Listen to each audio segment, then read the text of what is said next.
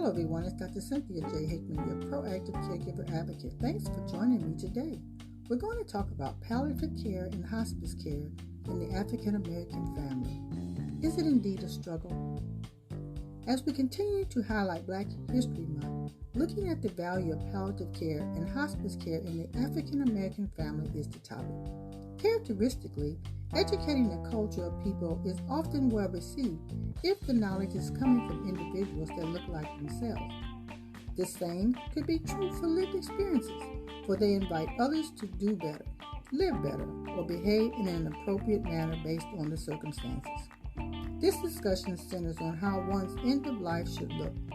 There is no doubt that discussing the demise of a loved one is hard, but I challenge you to consider that the lack of preparation can even be harder for family and loved ones who are confronted with a life-altering health condition that may go on and on for an extended period of time. Indeed, it is vital to have challenging conversations to have peace at the end of life. It is known that the proactiveness is key not just to the end of life, but to life in general. End-of-life choices are scarce, and having advanced directives is also scarce in the African American families. I felt it might be helpful to share how palliative care and hospice care can play a vital role to support the Black family when needed.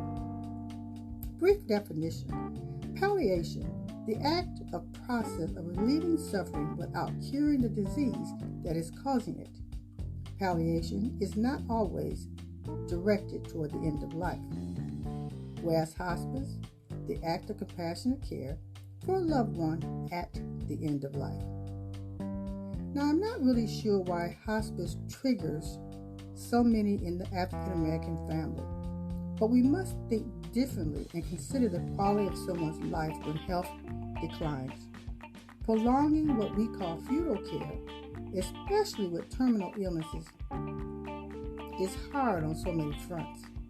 It does start with trust and solid information. Yes, we rely on our faith, but we must also rely on the amazing healthcare professionals who have researched the trajectory of life and illness, and when disease invades our body to the point of knowing modern medicine is no longer feasible, then we must consider compassionate care.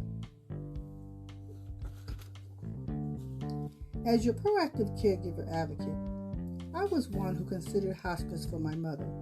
I understood her body was tired. I understood my sisters were not ready to hear the news.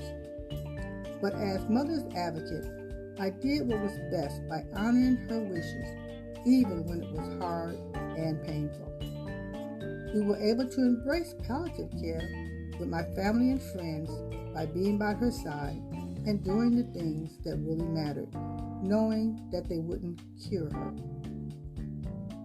While working in the acute care setting as a registered nurse, I consulted with many African American families, and I experienced firsthand the end-of-life choices were shaped by their insufficient knowledge, religious and cultural beliefs, and skepticism toward the health care practitioners.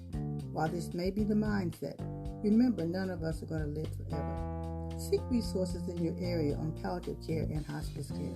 Consider completing advanced directives and wills, having your end-of-life wishes shared with family and friends. Ask yourself, how would you want the end of life to look for you or your loved ones? Something to think about. Be safe, be well, and bye.